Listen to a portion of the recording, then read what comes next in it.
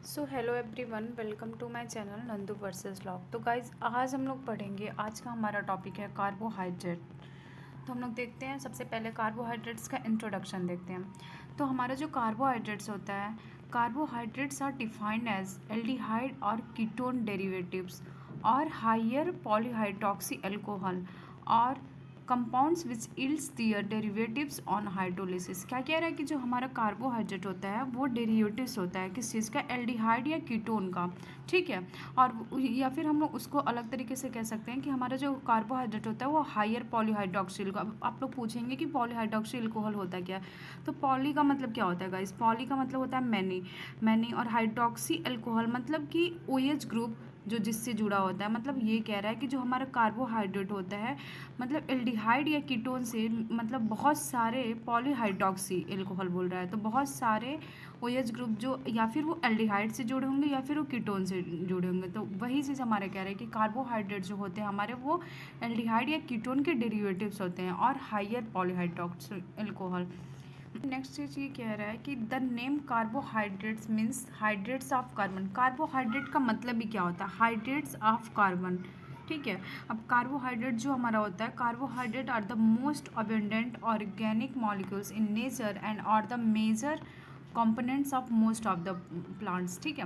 तो कार्बोहाइड्रेट जो हमारा होता है वो मोस्ट अबेंडेंट ऑर्गेनिक मॉलिक्यूल्स होता है नेचर में। नेचर में हमारा कार्बोहाइड्रेट जो होता है मोस्ट अबेंडेंट ऑर्गेनिक मॉलिक्यूल होता है एंड जो major components of most of the, ये मतलब जो हमारा प्लांट्स होता है उसका मेजर कंपोनेंट होता है।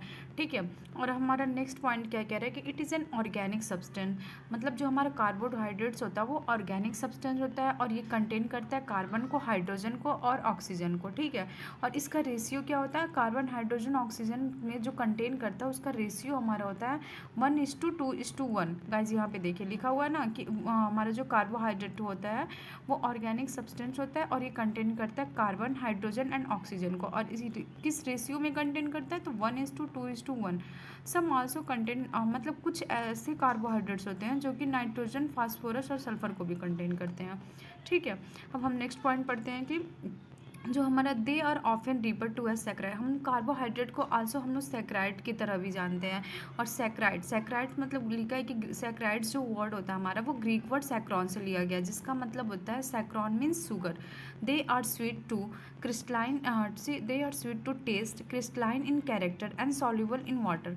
मतलब ये कह रहा है कि ये जो हमारा कार्बोहाइड्रेट्स होता है वो स्वीट होता है टेस्ट में एंड क्रिस्टलाइन होता है नेचर में। इसका जो कैरेक्टर होता है वो क्रिस्टलाइन होता है और ये वाटर में सॉल्यूबल होते हैं। Hence they are commonly known as sugars. इसलिए हम लोग इसे क्या कहते हैं? कार्बोहाइड्रेट्स को हम लोग शुगर भी कह देते हैं। ठीक है।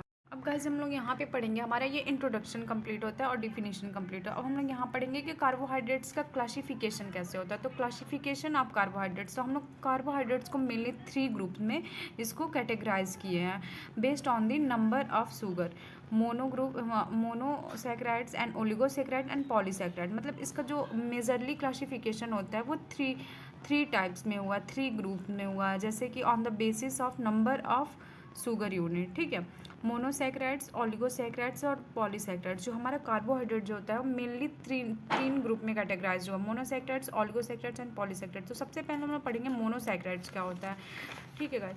तो मोनोसैक्राइड्स भी अब हमारा डिवाइड हुआ है। देखिए यहाँ पे ट्राइओजेज में, टेट्राओजेज में, पेंटाओजेज में, हेप्टोजेज में और हेक्सोजेज में। ठीक है। तो हमारा मोनोसैक्राइड्स 1 2 3 4 5 ग्रुप में फिर से कैटेगराइज होता है मोनोसैक्राइड्स पे, ट्राइओजेज में, टेट्राओजेज में, पेंटाओजेज में, हेक्साओजेज में एंड हेप्टोजेज में। ट्राइओजेज का मतलब क्या है? जाहिर सी बात है, हम लोग पढ़े हैं ना कि ट्राई का मतलब 3, टेट्रा का मतलब 4 और पेंटा का मतलब 5 एंड हेक्सा का मतलब 6 एंड हेप्टोज का मतलब 7। तो ट्राइओजेज में हम लोग एग्जांपल्स कौन कौन से ऐसे मोनोसैक्राइड्स हैं जो कि ट्राइओजेज मोनोसैक्राइड्स होते हैं? तो ग्लिसरल डिहाइड एंड डाईहाइड्रोक्सी एसीटोन, ये हमारे होते हैं ट्राइओजेज। और टेट्राओजेज में जो हमारे होते हैं इराइथ्रोज एंड इराइथ्रोलोज और थ्रियोलोज, ये हमारे होते हैं टेट्रोजेज में। टिटोजेज मोनोसेक्राइड्स में, और हमारे पेंटोजेज में क्या क्या होते हैं, राइबोज एंड राइबुलोज। राइबोज और राइबुलोज जो होता है वो हमारा पेंटोजेज मोनोसेक्राइड्स होते हैं। एंड हेक्सोजेज में ग्लूकोज और फ्रुक्टोज। ग्लूकोज का मतलब क्या ही है, जाहिर सी बात है यहाँ पे हेक्सोजेज होता है, तो 6 नंबर ऑफ कार्बन जो होते हैं वो हमारे हेक्सोज ग्रुप में आ जाएंगे, तो ग्लूकोज और फ्रुक्टोज क्या हो जाएंगे, हेक्सोज हो जाएंगे। और हेप्टोज में मतलब ग्लूकोहेप्टोज, हेप्टो का मतलब होता है 7th नंबर ऑफ कार्बन, तो ग्लूकोहेप्टोजेज एंड सीडोहेप्टुलोजेज जो। अब गाइज हम लोग यहाँ पे देख लेते हैं कि हमारा मोनोसेक्राइड्स कंप्लीट होता है तो ऑलिगोसेक्राइड। हमारा जो ऑलिगोसेक्राइड्स होता है वो फर्दर क्लासिफाइड होता है किसमें किसमें, डाइसेक्राइड्स में, ट्राइसेक्राइड्स में, टेट्रासेक्राइड्स में एंड पेंटासेक्राइड्स में। तो ऑलिगोसेक्राइड्स में जो डाइसेक्राइड्स के एग्जाम्पल होंगे हमारा एमएलएस। आप लोग को अगर याद नहीं होता तो आप लोग ये ट्रिक याद कर सकते हैं, एमएलएस, ठीक है। और एमएलएस से माल्टोज, एल से लैक्टोज और एस से सुक्रोज। और देन हमारा ट्राइसेक्राइड्स में, ट्राइसेक्राइड्स में हमारा आ जाएगा रेफिनोज एंड मोनोट्रायोज। एंड देन टेट्रासेक्राइड में, टेट्रासेक्राइड्स में हमारा आ जाएगा स्टैक्यूज एंड सुक्रोडोज। सुक्रोडोज ये हमारा एग्जाम्पल है टेट्रासेक्राइड्स के। देन उसके बाद हम लोग पढ़ेंगे पेंटासेक्राइड्स। तो पेंटासेक्राइड्स का एक एग्जाम्पल होता है जो कि वर्बिकोज, ठीक है। अब हमारा आते हैं हम लोग पॉलीसेक्राइड्स। पॉलीसेक्राइड, पॉली का मतलब क्या होता है, मैनी, सेक्राइड्स का मतलब क्या होता है, शुगर, अभी हम लोगों ने पढ़ा है। तो पॉलीसेक्राइड्स में फर्दर हमारे ये क्लासिफाइड हो जाता है 2 टाइप्स में, होमोपॉलीसेक्राइड्स एंड हेट्रोपॉलीसेक्राइड्स में, ठीक है। अगर एग्ज़ाम में आता है कि कार्बोहाइड्रेट्स को एक्सप्लेन करें तो आप लोग को पहले इंट्रोडक्शन लिखना होगा, फिर डिफिनेशन, देन उसके बाद से हमको क्लासिफिकेशन अगर पूछता है तो क्लासिफिकेशन भी लिखते हैं। और अगर ये अकॉर्डिंग टू नंबर अगर मतलब 5 नंबर में पूछता है तो जाहिर सी बात है हमें क्लासिफिकेशन उसको दिखाना ही होगा, और 2 नंबर में पूछता है तो आप लोग डिफिनेशन और इंट्रोडक्शन लिख सकते हैं। तो गाइज़ यहाँ पे हम लोग क्या करेंगे कि होमोपॉलीसेक्राइड्स एंड हेट्रोपॉलीसेक्राइड्स। सो होमोपॉलीसेक्राइड्स में हमारा एग्जांपल हो जाएगा starch, glycogen, cellulose, dextrin, dextran, chitin and inulin. ये हमारे एग्जांपल से होमोपॉलीसेक्राइड्स के। एंड हेट्रोपॉलीसेक्राइड्स में हमारा एग्जांपल होगा म्यूकोपॉलीसेक्राइड्स, हिपैरिन जो कि एंटीकोगुलेंट इन नेचर होता है, and pectin, hyaluronic acid, chondroitin sulphate, heparan sulphate, keratan sulphate and dermatan sulphate. ये हमारे एग्जाम्पल सारे होंगे जो हेट्रोपॉलीसेक्राइड्स के। अब यहाँ पे हमारे क्लासिफिकेशन कंप्लीट होते हैं कार्बोहाइड्रेट्स के। गाइज